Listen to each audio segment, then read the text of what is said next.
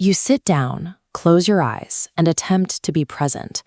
But within 45 seconds, your brain is mentally reorganizing your kitchen cabinets, composing an argument for why you deserve a nap, and wondering if dolphins dream about accounting. This is the awkward reality of modern mindfulness. We've turned it into a competitive optimization program where we try very, very hard to stop trying so hard, speed reading our own existence to catch the headlines while missing the actual story. That brute force effort creates a paradox.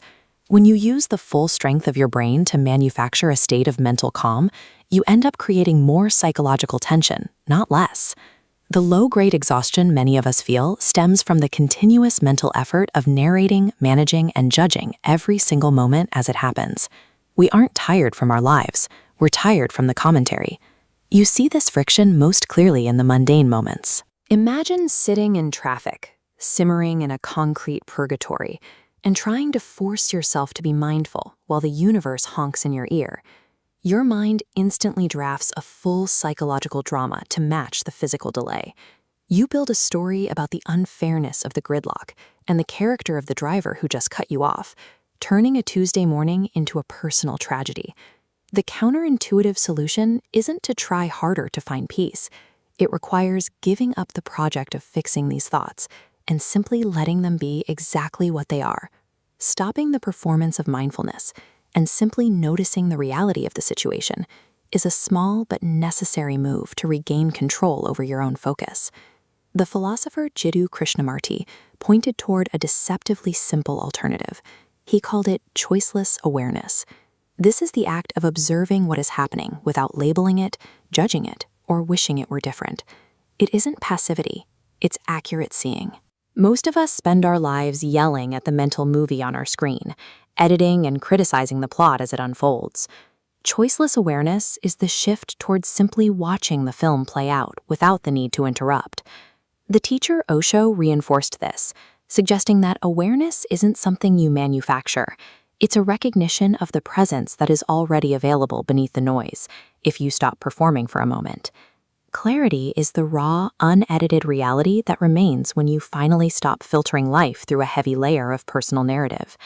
You can apply this to your most stubborn autopilot behaviors, like the reflex to check your phone the second you feel bored or anxious. We usually try to break these habits with willpower, but you cannot change a behavioral pattern that you haven't first learned to clearly see. Instead of fighting the urge, you observe it. You watch your own habits like a nature documentary narrator, curious about what triggered the impulse. This diagram tracks the split second between impulse and action.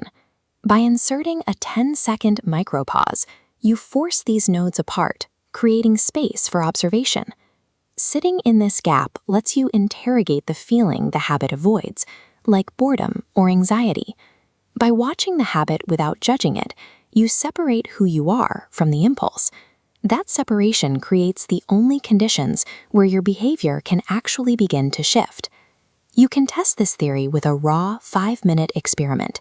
It requires no special equipment, just a timer and 5 minutes of your time.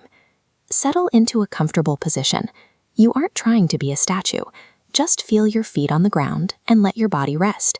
Act as a camera, not a critic. When a thought about your to-do list or an email arrives, name it gently and then return to watching.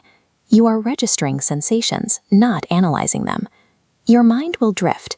Instead of treating this as a failure, recognize that drifting is simply what minds do. When your focus strays and you choose to gently return to the present moment, that specific return motion is the practice itself. The goal isn't a perfectly silent mind. It's the cultivation of a slightly wider gap between a moment and your reaction to it. In the real world, the noise won't stop. Traffic will still be gridlocked and your email will still be passive-aggressive. But while the external chaos remains, your interpretation of it becomes cleaner. When you stop over-interpreting every delay, your life feels significantly lighter. By letting go of the exhausting need to manage and narrate every moment, you stop skimming your existence and finally begin to attend it.